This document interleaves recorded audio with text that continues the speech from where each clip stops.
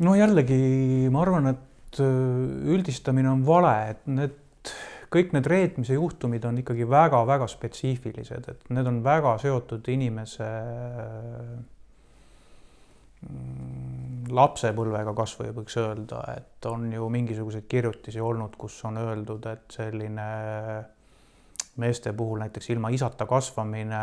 suurendab riski saada reeturiks, et kui nii-öelda profileeritakse inimest, et loodakse selline isa kujund, et noh, mingisugune selline suhe tekib agendijuhiga. Nii et on väga erinevaid nagu teooriaid, aga tihti see võib olla erinevaid põhjuseid, et on hälbeline käitumine, rahavajadus, jäädakse vahele, ei juleta tunnistada, et midagi juhtus ja minnakse koostööle, kust ei ole enam väljapääsu. Et noh, võivad olla ka puhtalt ideoloogilised põhjused, nagu 30ndatel oli, kui see Cambridge'i viisik värvati, on ju Venemaa poolt suuresti ideoloogilisel pinnal, eks on ju. Noh, autoritaarsetes riikides tihti ka näiteks, et kas arstiabi ei saa või mingid muud probleemid, et noh, luure ajaloos, kui seda nagu tudeerida, siis väga palju erinevaid näiteid on. Nii et mis see konkreetselt saab olema ühe inimese põhjused reeta ja mis on see argument, millega inimene ära värvatakse, et noh, see sõltub ikkagi väga palju konkreetsetest asjaoludest, et ma arvan, see üldistamine siin väga palju ei aita. Aga üldistamine või teooriat selles mõttes võiks aidata ju, et selleks, et mingeid vastumeetmeid rakendada, no küsimus on sellest, et kui otsida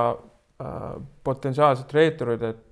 üks on keskenduda selle kättesaamisele, detection ja teine on sellele ärahoidmisele, et sul peab ju olema mingi teooria, mis viib inimesi reetma ja mis on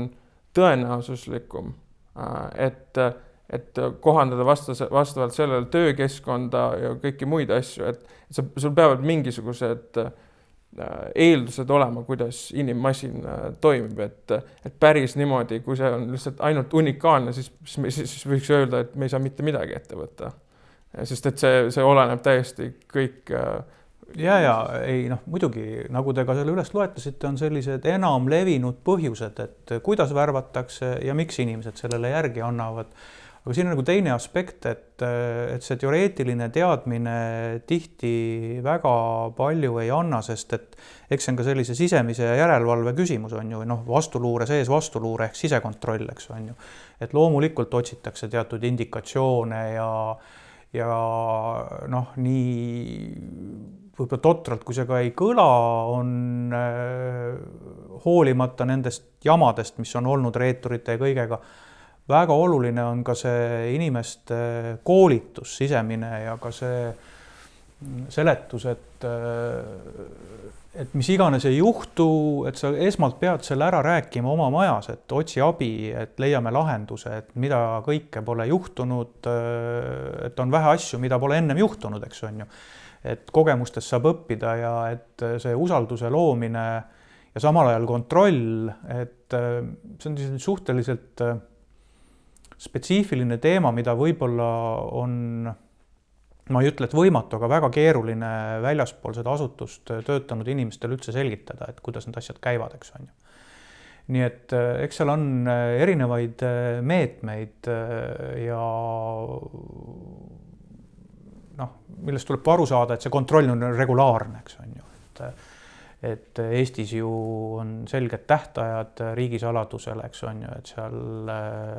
konfidentsiaalset taset on ju 7 aasta järgi kontrollitakse, seal salajast 5 aasta järgi on ju. Et erinevad tasem, võin siin ka natuke nendes aegades eksida, ei ole nüüd tükk aega seadusega tutvunud näpuga järge ajanud, aga see selleks, et nii et see on regulaarsus ja teatud ka